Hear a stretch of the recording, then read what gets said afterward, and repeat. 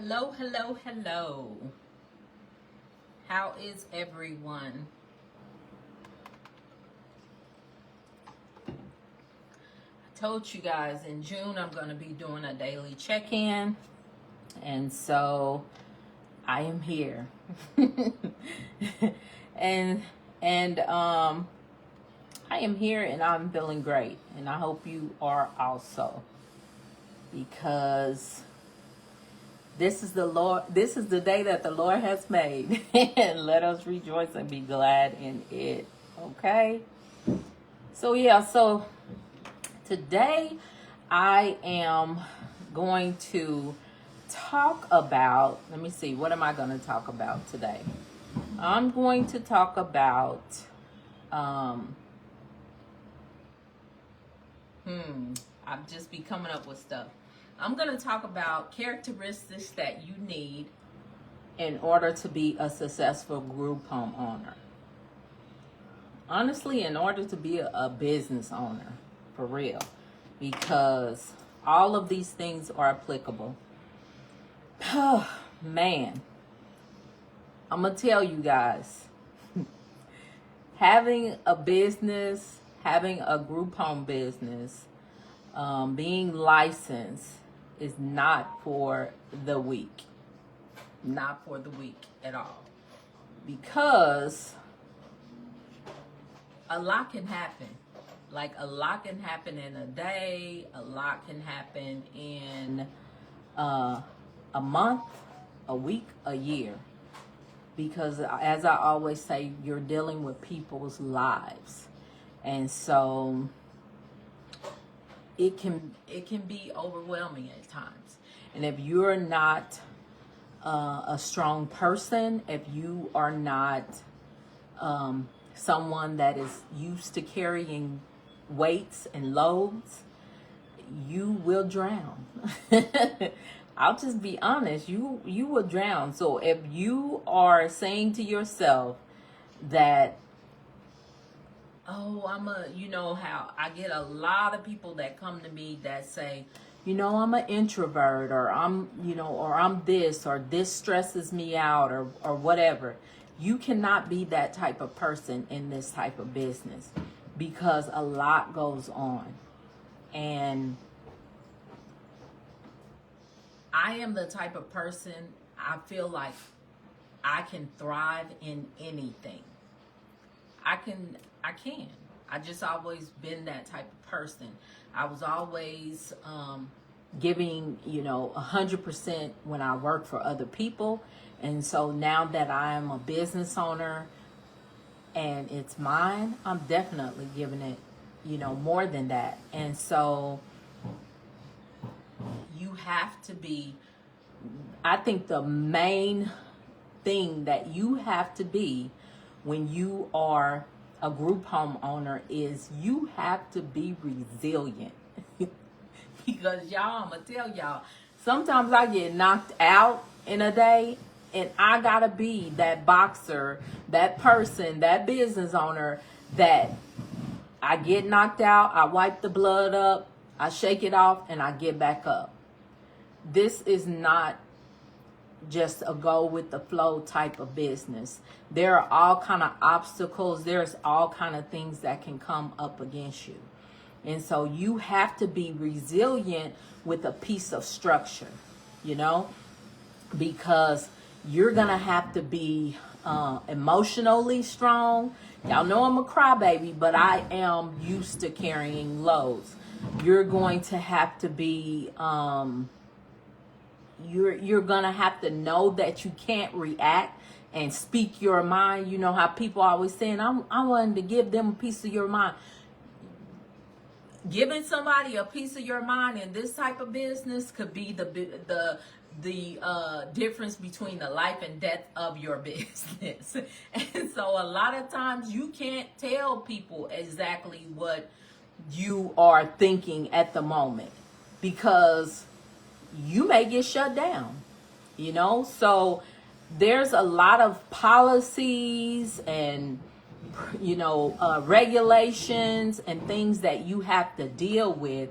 I'm sorry, I'm having some work done in another room. But if y'all hear that drill and all kind of stuff going on. But I wanted to make sure that I came in because today was a rough day for me. You know, I'm going through some contracting issues with insurance companies, and it was a rough day. And so I just wanted to come in here because the more I encourage you guys, the more I encourage myself. And I tell y'all, I don't really like speaking to myself and answering myself. Therefore, I come on here and I tell y'all what I'm telling myself. So yeah. But it's a lot. You just have to be resilient, like I said, with a piece of structure. Like you have to be able to bounce back. You have to be able to do plans of corrections, you know, because they'll come in and they'll give you deficiencies and all of this. And so that's why I say resilient with a piece of structure, because you have to be able to shake it off, come back, and then structure it, you know. And that's what happens when you get a deficiency. They give you a plan of correction, and you have to come back and say, okay, I know what we did wrong. This is what we're going to do, and this is how we're going to document what we did to not do this again. Basically, plan of correction. Okay, so yeah, you have to. And then you have another piece that people don't think about is you have to be a clear communicator. You have to be a clear communicator because you have so many people you have to communicate to.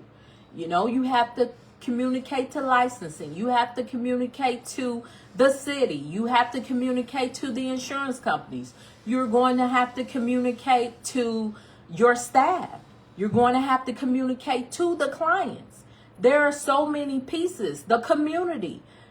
There's so many people involved that you have to communicate with. And if you are not a clear communicator, or if you don't have someone on your team, I know you guys see my teammates. I'm not the best. I know how to break things down, but I'm not the most eloquent speaker. But as y'all know, Esther, very good speaker. Latoya, very good speaker. Very good communicators, because you have to have clear communication when you have this type of business, because there's so many pieces and so many people involved. And so you definitely have to set the tone in every room. Clarity, you have to have clarity. Because if you don't have clarity in what you're saying, there will be chaos. There's too many moving pieces. Okay, you're going to have clear communication when you're delegating, because you cannot do everything yourself. And you shouldn't want to do everything yourself if you are a leader.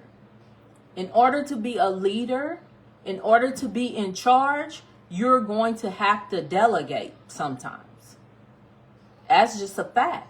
You know, all good leaders can delegate.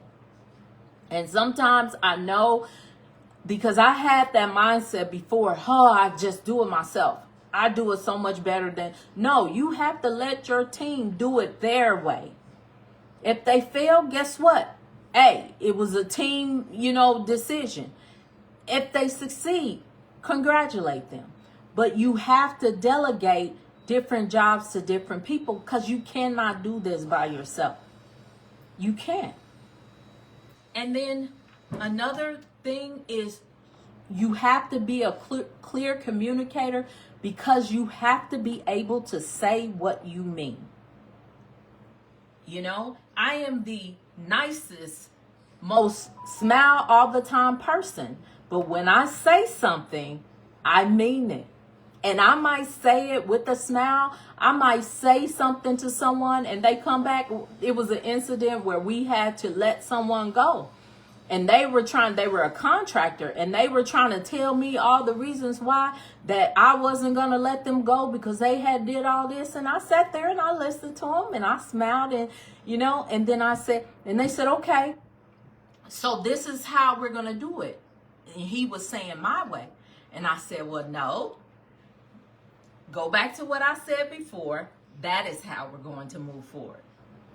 And when we left the meeting, Esther was like, oh my God, you were smiling and just agreeing so much. I thought that you were giving in to them. I said, no, because I know how to clearly communicate. I might sit there and listen to you because I'm a good listener. I'm a great listener.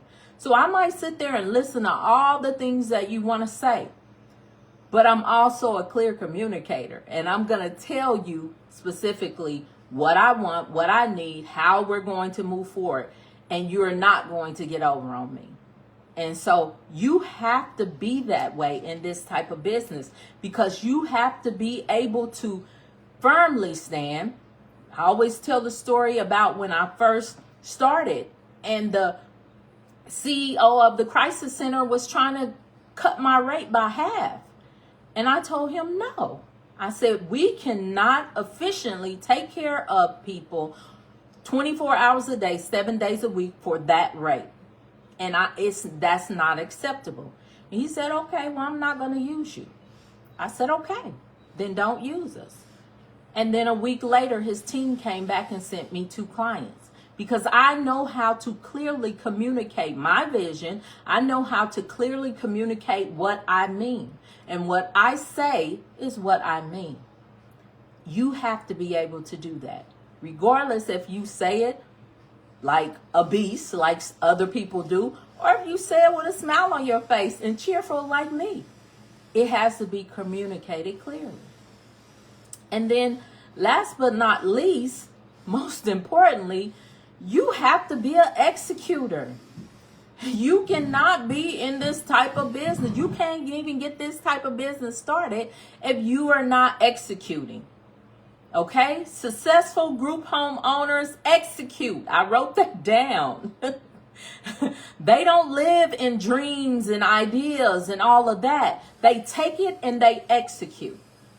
And so in order to be a good leader, a good group homeowner, you can't wait. The discussion we had yesterday was do it now. Stop waiting. Stop hesitating. Stop procrastinating. Stop doing all the aidings and do it now. You know, because action attracts resources. When you take action, when people know you about your business, you will attract resources. That's why I have connected with so many people, because people know when I say something, I'm going to do it. It may not happen. I may be like, oh, I'm shooting for it in a week, and it may happen in 2 weeks, but I'm going to do it. And so you have to be an executor. You have to take action. You know, you have to create that momentum, because when you do, movement multiplies. You know how I'm always telling you guys, keep moving, keep moving, keep moving, keep moving. You know why? Because the more you move, the more movement, the more it's going to multiply. So keep moving. When you sit down, that's when things get stale. That's when things get stagnant. That's when things don't happen. So you have to keep moving to be an executor. And it takes execution in order to be a good group homeowner, a successful group homeowner. You know, because what I understand is there are so many people depending on me. Yes, I get down sometimes. Yes, I get frustrated. Yeah, sometimes, you know, I just be like, you know what? I'm about to go get this hotel and I'm just going to lock myself in and eat whatever I want for 2 days. Yes, I do it sometimes. But guess what? When them 2 days is up, I get up, I shower, and I get back to business, because you got to keep moving. And so forget the excuses. Execution over excuses. Okay? Execution over excuses. You know, that's why I'm always talking about setting up systems, doing things like that, because it makes quitting harder when you have systems set up. You know why? Because things are flowing, things are moving. And what did I say? Movement multiplies.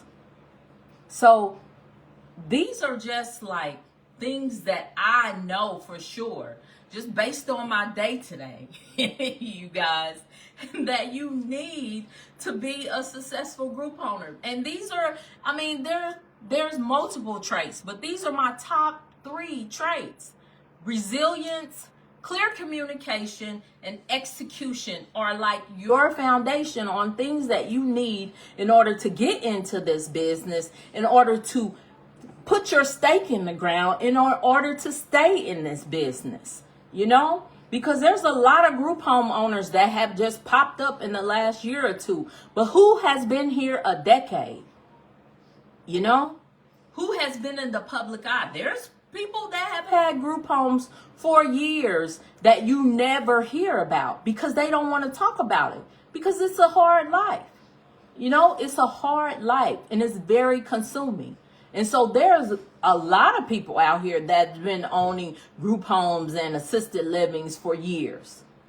But who's out here talking about it and sharing about it that's been in here a decade? You know, because it takes that resilience. It takes that communication, clear communication, and it takes that execution in order to get things done. So yeah, I'm just saying, I just wanted to come on here and share with you guys because today was rough. I said my goal this month is to talk to you guys every day because I want people to get things done.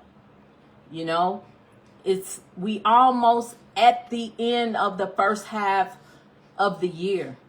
And I want people to get things done, and I want my mentees to keep moving regardless, because it'll pay off in the end.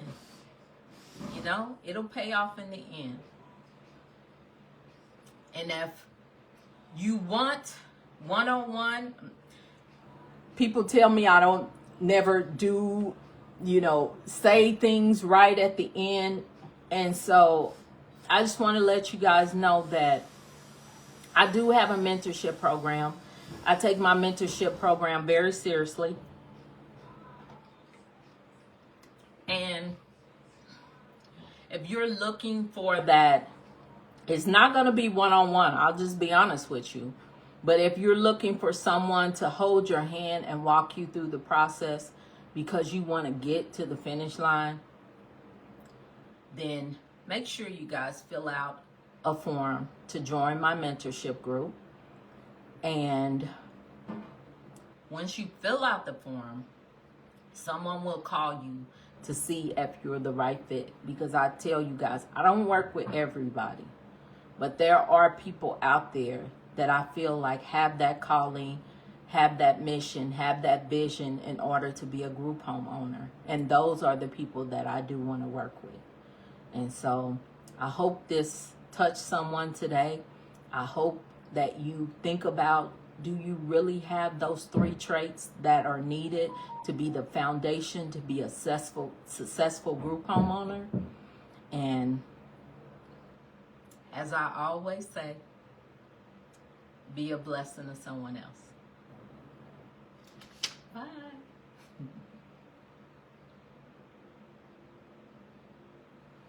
I'm gonna walk off.